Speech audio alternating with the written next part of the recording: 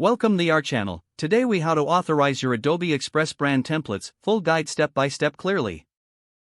To authorize your Adobe Express brand templates, begin by signing in to your Adobe Express account. Navigate to the dashboard where your projects are displayed. Locate the brand templates section within the main menu.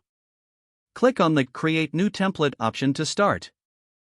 Select the type of content you would like to create. In the template editor, you will find various customization options. Choose the brand option from the sidebar menu. Here, you can add your brand colors, logos, and fonts. To authorize your brand assets, click on the Authorize button. Follow the prompts to connect your brand assets to your template. Ensure that you have the correct permissions set up for your brand account. Once you have added your brand elements, review the overall design. Make any necessary adjustments to align with your brand guidelines. When satisfied, click on the Save button to store your authorized brand template.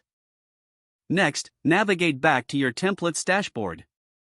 You should see your newly authorized template listed among your other projects. Remember, you can revisit and update your templates anytime. Congratulations, you have successfully authorized your Adobe Express brand templates. If the page does not load, refresh the browser or try again in a private or incognito window. Make sure you are using the correct email address, then retype it carefully to avoid small typos.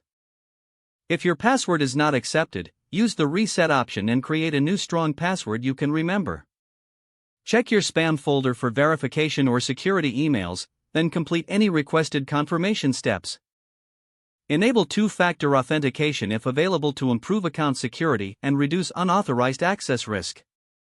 After signing in, review your profile details so your contact information and settings are accurate and current. If you see an error message, note it down and try again after restarting your device and internet connection. Log out when you finish, especially on shared devices, to keep your account and payment information secure. If the page does not load, refresh the browser or try again in a private or incognito window. Make sure you are using the correct email address, then retype it carefully to avoid small typos.